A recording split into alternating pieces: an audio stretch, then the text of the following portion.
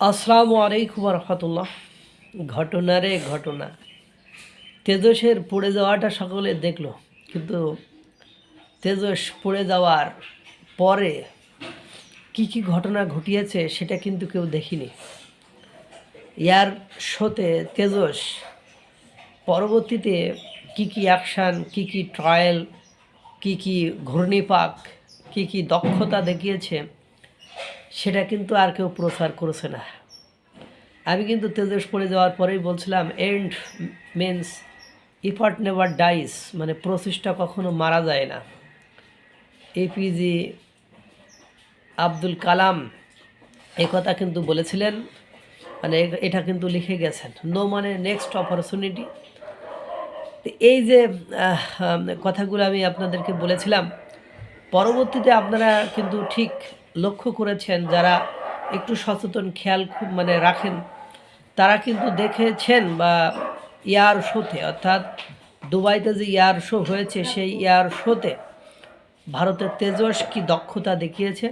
দেখেন, মানে টেকনোলজি প্রযুক্তির একটা ত্রুটি থাকতেই পারে, এমনও হতে পারে সেই সময় যিনি বিমান পাইলট ছিলেন তার শারীরিক অস্বস্তি অবনতি হতে তো পারতো। অবশ্যই এখনও সার্টেইন কোনো কজ আমরা জানতে পারি নাই বা জানা যায় নাই।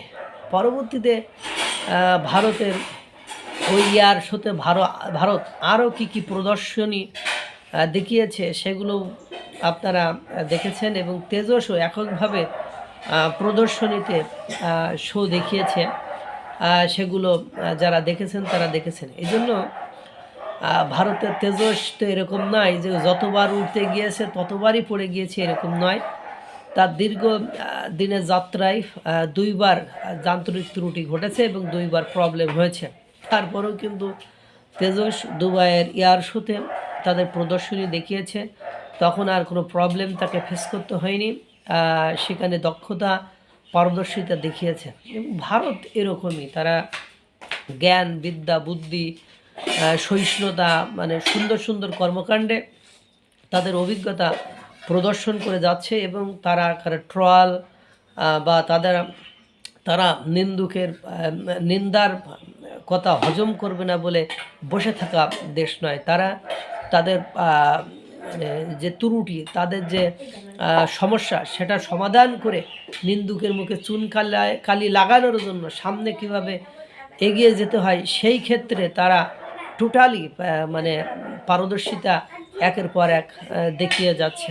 যাদের অর্থনীতি পৃথিবীতে সবচেয়ে মানে নগণ্য ছিল, তারাও যেভাবে গুটি গুটি পায়ে এগিয়ে যেতে পারে, ভারত ঠিক তেমনি তাদের দক্ষতা বুদ্ধিমত্তা কৌশল কূট, মানে ডিপ্লোম্যাসি, জ্ঞান বুদ্ধি গরিমা উজ্জ্বল জৌলুস, এগুলো আস্তে আস্তে সামনের দিকে যাচ্ছে। তো তেজসের পড়ে যাওয়াটা দেখলেন, তেজসের পরের ইয়ার শোতে প্রদর্শনী দেখেছেন তো। আল্লাহ তাআলা সকলকে ভালো রাখুক, সুস্থ রাখুক। আসসালামু আলাইকুম রহমতুল্লাহ।